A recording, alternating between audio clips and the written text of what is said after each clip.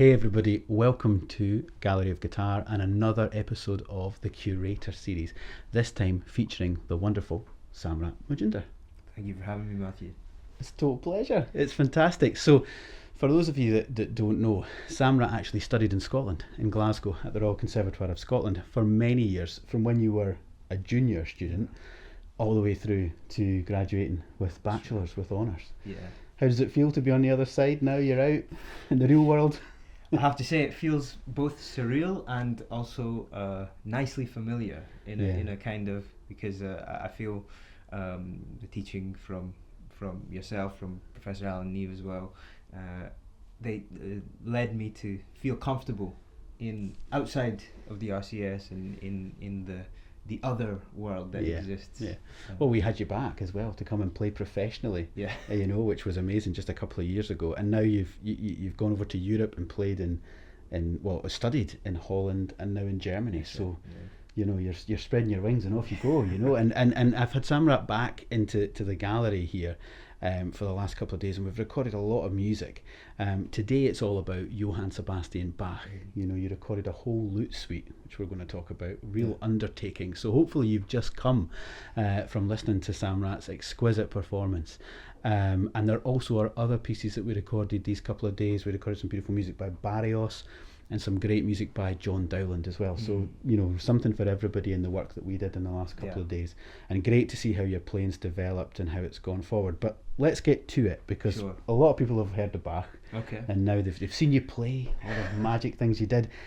Why did you choose that piece? What are you thinking about when you're working on this Bach? A big suite, a big undertaking. It's certainly, I think with all pieces of Bach, it stays with you. Yeah. It's music that certainly I feel that this work is, I don't ever want to leave it. And it's a work that I'd been studying I think since my undergraduate. I'm sure I heard you play movements from it. That's right. Back what feels like 100 years ago. Yeah. Definitely to me, not to you. You're far too young. But you're absolutely right. I was preparing movements of it during my undergraduate, and I remember hearing the greats playing it, the first time I was able to play that music, not just the 997 but other pieces of Bach, it was surreal, because it was kind of like, this is music that I'd only heard being played by real legends. That's an odd thing when that happens, actually, isn't it? It's a really out of body experience when anybody in their playing gets to that stage of sort of replicating, for want of a better word, but they can suddenly do the same thing. Absolutely. It's a weird feeling, right? Yes. It feels like it's a bit daunting, because you have so much great artistry out there with that material. So how do you approach it in a way that is both respectful to the composer, respectful to other people's artistic choices, and also in some way original to whatever authentic ideas you might have yourself, your own ideas. Exactly. And also I was even kind of thinking of just that feeling of joining a club. Sounds very exclusive or something like that. I don't mean it like that, but in a way it's like, well, I'm of that level. I'm doing that stuff too. I'm playing those great pieces that sometimes can feel out of reach. You can do aspects of them, like you were saying, working on movements in the undergraduate, or on a really good practice session I've got that at the tempo I think is right. But then when it comes to sort of going out onto a concert platform or coming in to record it or work on it, when you cross over that line, let's say, I think sports people must have it. I've sometimes seen like football players, and they'll nudge a younger player and be like, have a look around, where are you, see where you are, take in the moment, soak it in, because you're here now, and you're playing at that level. And that happens to musicians too. It's not such a out in the big world kind of thing, but you kind of feel like, oh wait a minute, I've just done that. That's a good point. All the way through lessons and teaching, it's all about, how do you do it? How do I get there?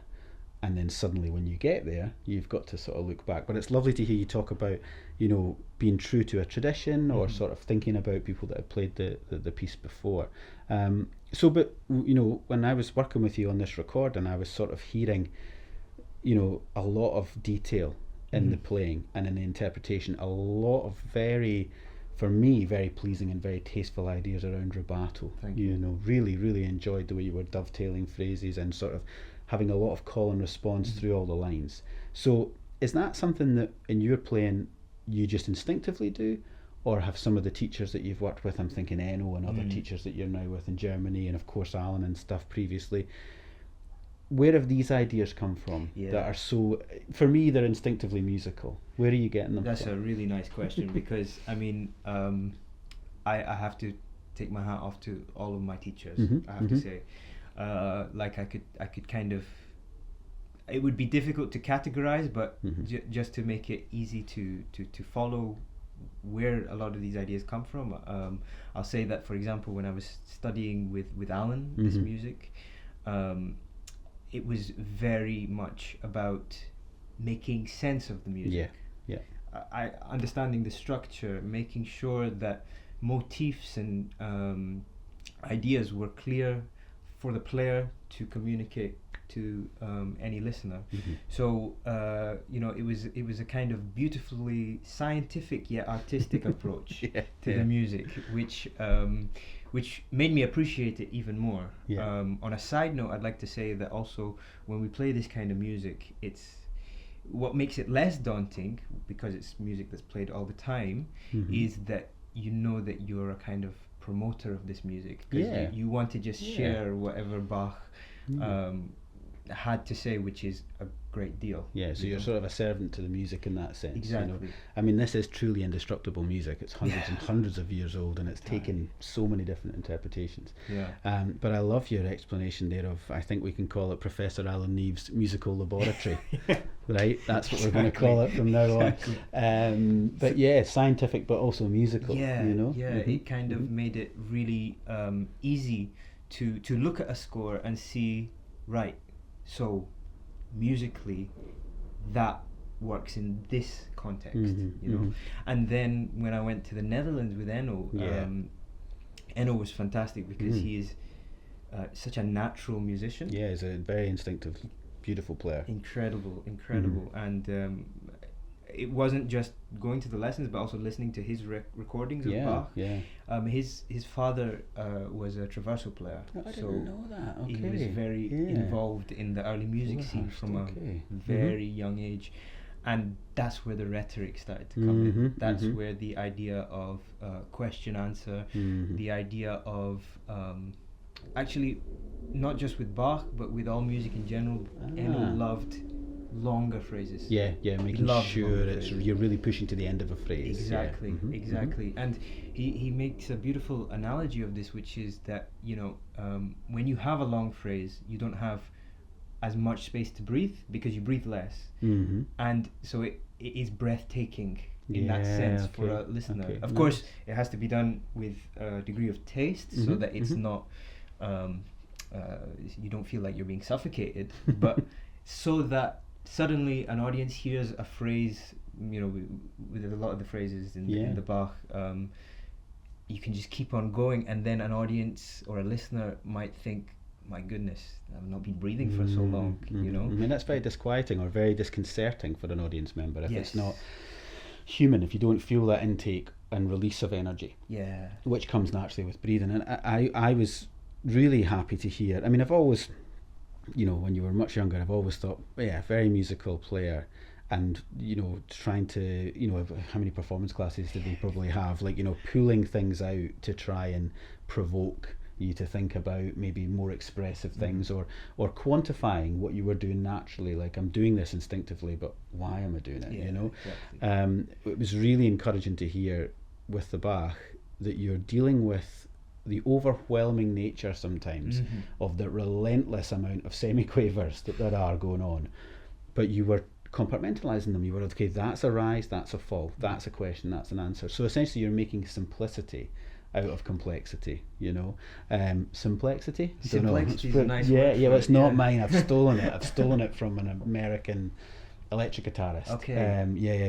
Who came up with that idea of, like, you know, if you can make something that's really, really complicated sound easy, it's back to what you were saying about the idea of, for the listener, you've led them to hear something. You've led them to the answer, you know. Yeah. And that's what we were hearing a lot when you were playing the double and the jig. I felt like I could really hear, you know, millions of notes, thousands of notes passing us by, but you're still giving them all contour. Thank you. That's very, very nice to hear. You know, everyone will have heard it as well. You know, and we want to know. You know, we're having quite a discussion about what we just did together. And, you know, I was helping Samrat with this recording, and let us know in the comments what you picked up on, because there's so much quality of musicianship and playing, which I think is really encouraging to hear at such a young age as well, which is amazing.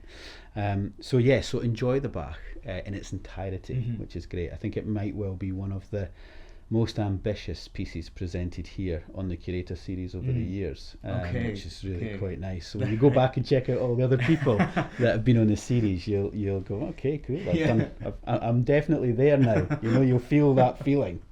Well, it's going to be in 5 years' time to see how it is. I know who's like next. I know exactly.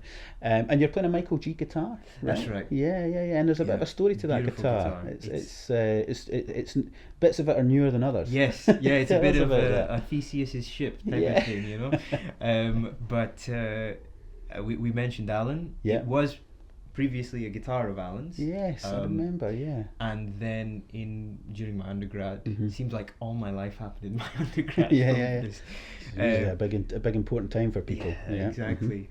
And so then I bought the guitar, and it was a beautiful guitar at the time, and I had some struggles with the neck, because it was quite wide for my hand.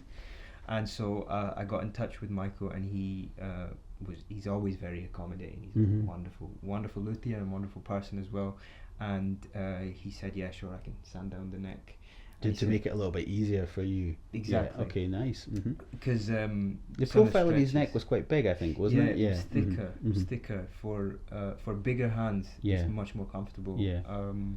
But then he said, well, while I'm at that, I can take off this top, which is on the guitar. Yeah, I mean, that's quite a drastic. Yeah, it's a bit of a Frankenstein. You know? Okay, so he's taking the top off, right? Yes. Okay. And he's put on, and before he put the top on, he said, which wood do you want? Right. I think it was a choice between two cedars. Okay. And was there spruce on it originally? It was a dyed spruce. Ah, okay. Yeah. So you switched actually from the spruce over to the cedar with this change. Very nice. And I don't remember exactly the name of the cedar that's on it, but I remember seeing it, and he talked about it in a very, very convincing way. So I went with one of the cedars, and this cedar that's on now is it's been maybe 2 or 3 years now with that new top on it. And it's just, I mean, it was brilliant from the moment it changed. It was a brilliant guitar beforehand, but it was so warm with this new cedar, and it just keeps on maturing. Every time I come back to it. Well, I mean, kind of why I was going to ask you about this, because I think it's really interesting, and it'll be fascinating for the guitar enthusiasts watching as well, as how important the top is, you know, to the instrument. And I remember your instrument now and before. Do you know what I mean? So I've got this kind of idea of how it sounded, and I think now the sound is warmer for sure, you know. And I also think that the top now has a little bit more vitality to it, a little bit more energy to it, you know. I thought the sound before was a little tighter, and now it seems to have really started with this new top to open up, which is incredible.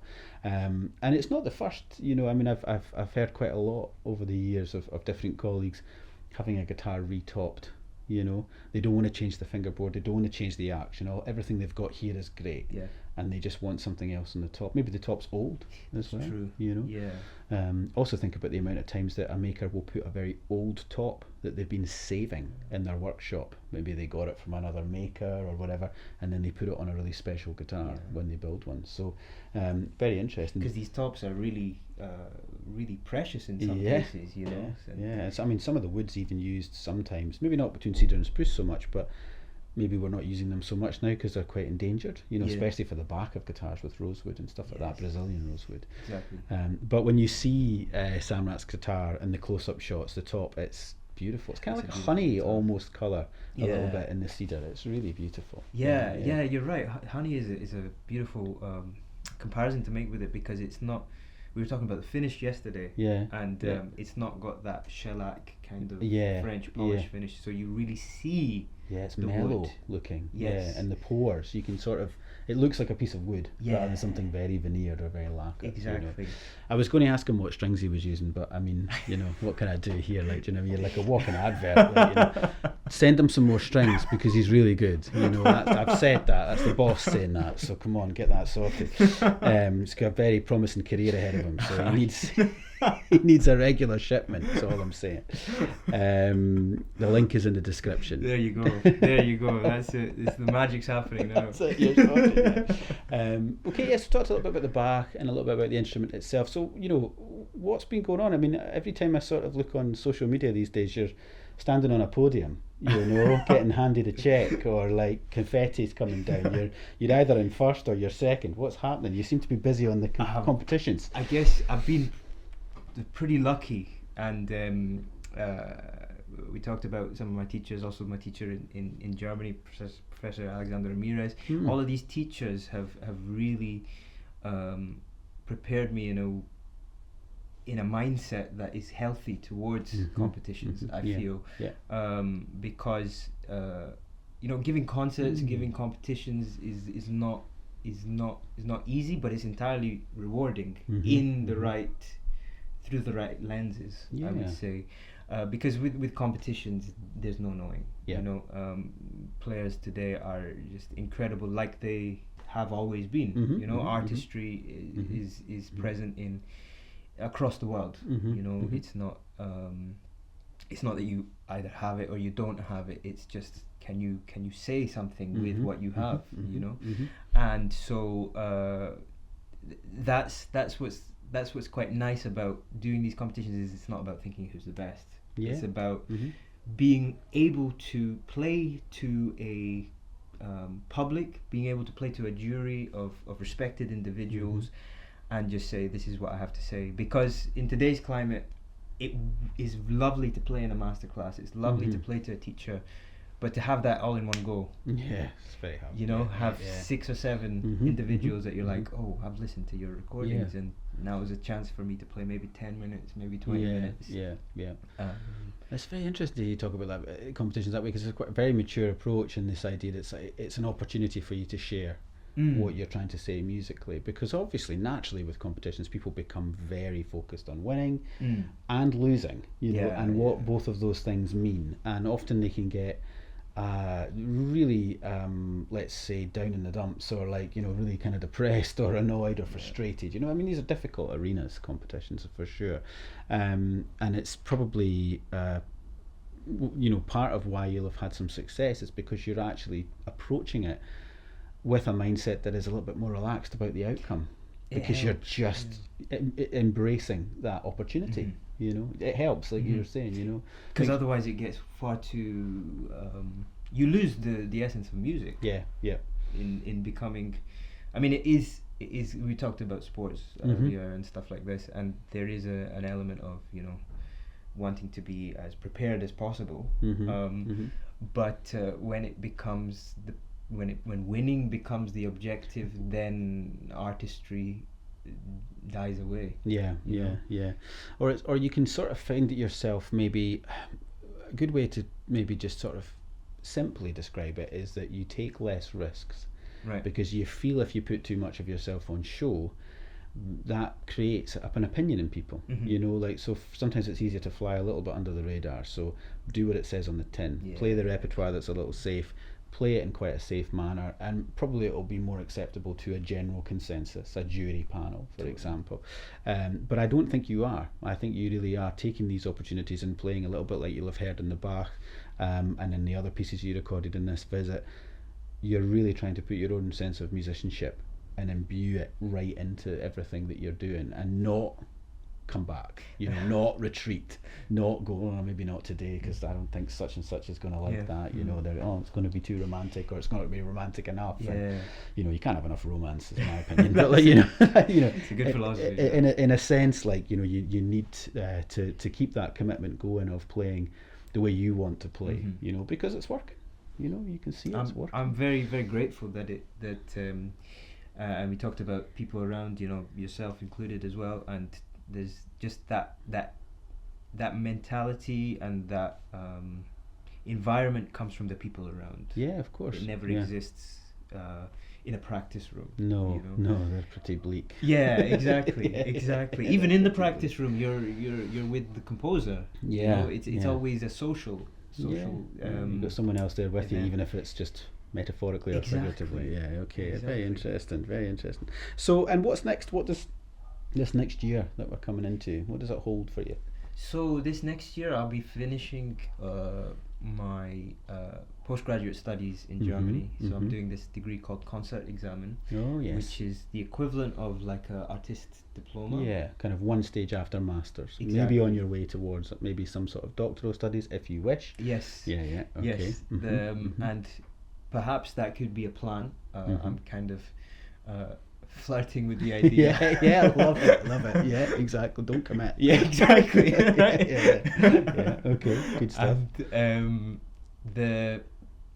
I enjoy research. So that's why I have a idea towards it. And also it fits quite nicely in the other things that I want to do, because the research involves the research that I would pursue, independent of whether it's in higher education or not. Yeah, even for just your own self and your own development. Yeah, exactly.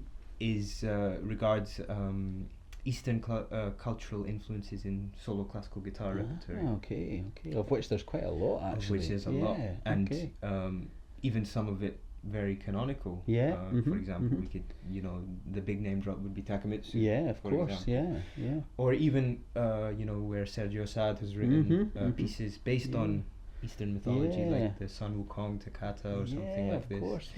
And it's deeply interesting music, and that is not just for a musical artistic reason, but it's also for a social reason, which is that with the classical music world, it's a great way to bring in Eastern cultures into that.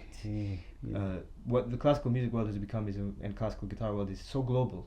Everybody across the world. It's very connected now. Yeah, exactly.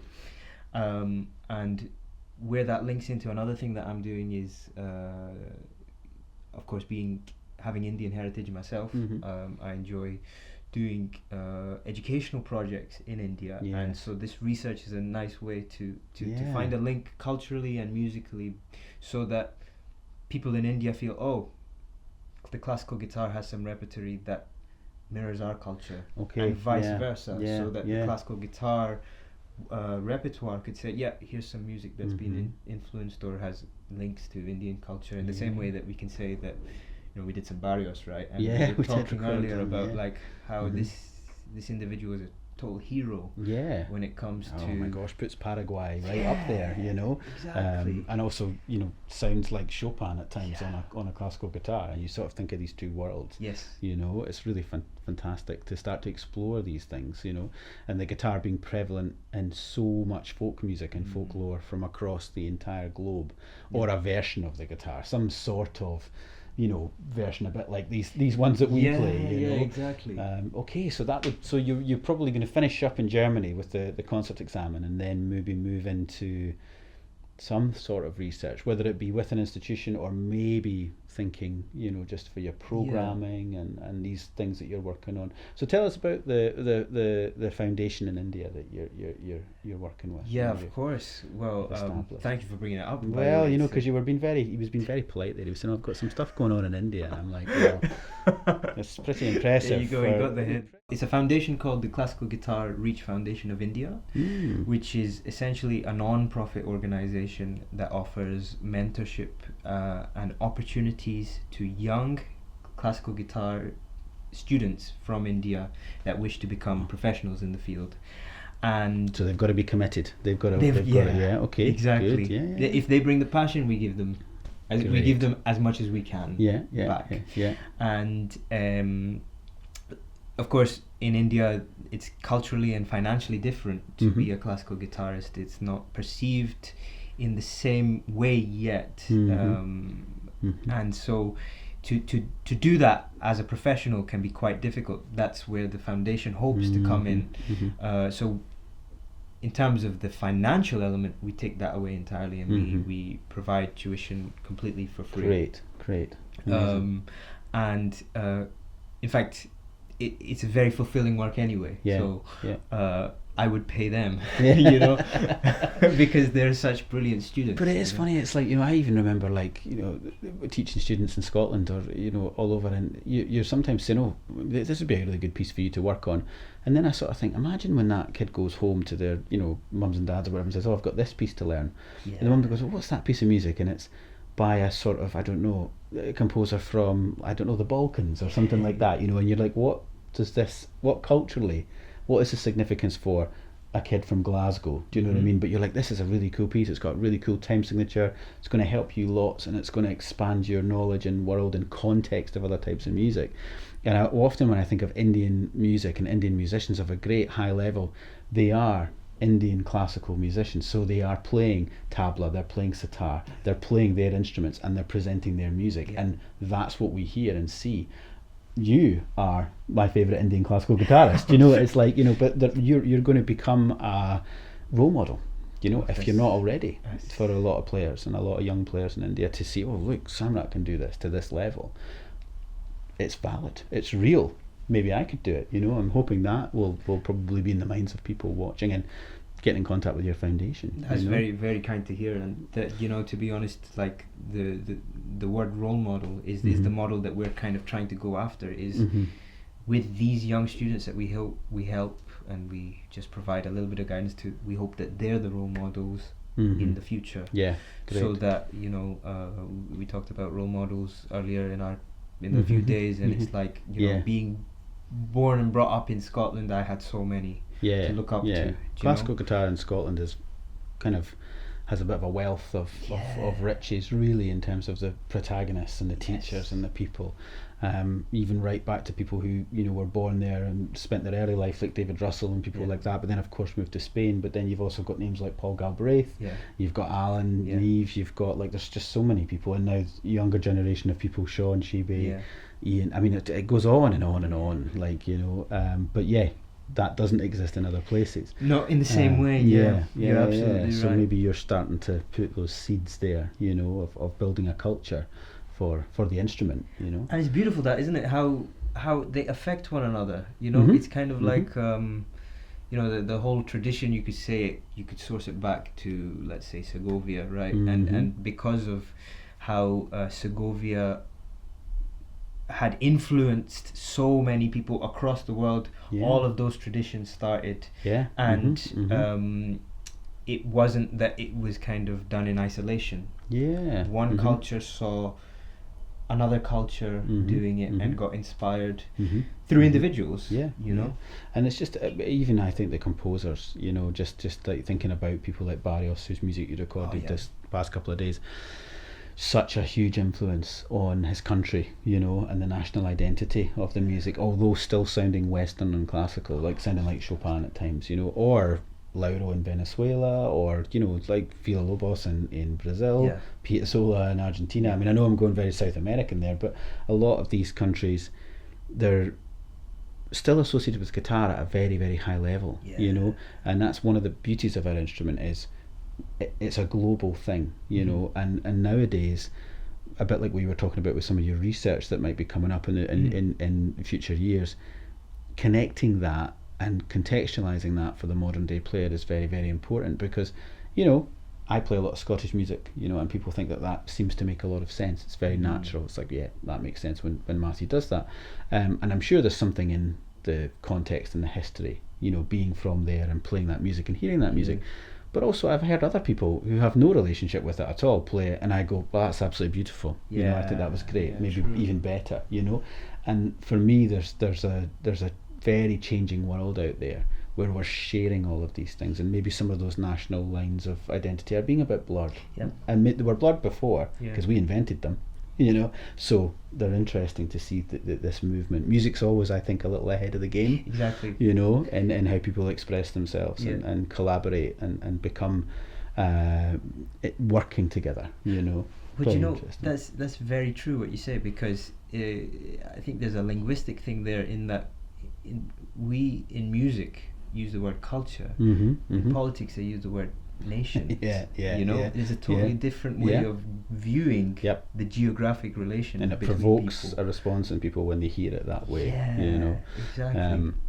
and I mean, you know, just think of what it would be to be a Celt Bavarian, you know, from the north of Spain. You know, before you even think of Ireland or Scotland, you might think of those kind of countries, you know, first. That's you know, true. in terms of being a Celt, you know. So I think it's very interesting. Like, you know, just this idea of research that you have could be very fruitful, and also will only help your own playing. You know, only help develop your own communication on stage. Amazing. Well, listen, it has been an absolute pleasure to have Samrat here in Galleria Guitar for a couple of days. Check out the Bach, it's epic, fantastic. Also have a listen to some of the Barrios and some of the Dowland. I'll put links to everything in the description of the video, also where you can find out more about Samrat, find out more about the foundation, and please let us know what you thought of such beautiful playing from our guest these past couple of days. Thanks again, Samrat. Thank you, Matthew, for having me. It's been a pleasure. A blast. Blast indeed. Bye for now. Cheers.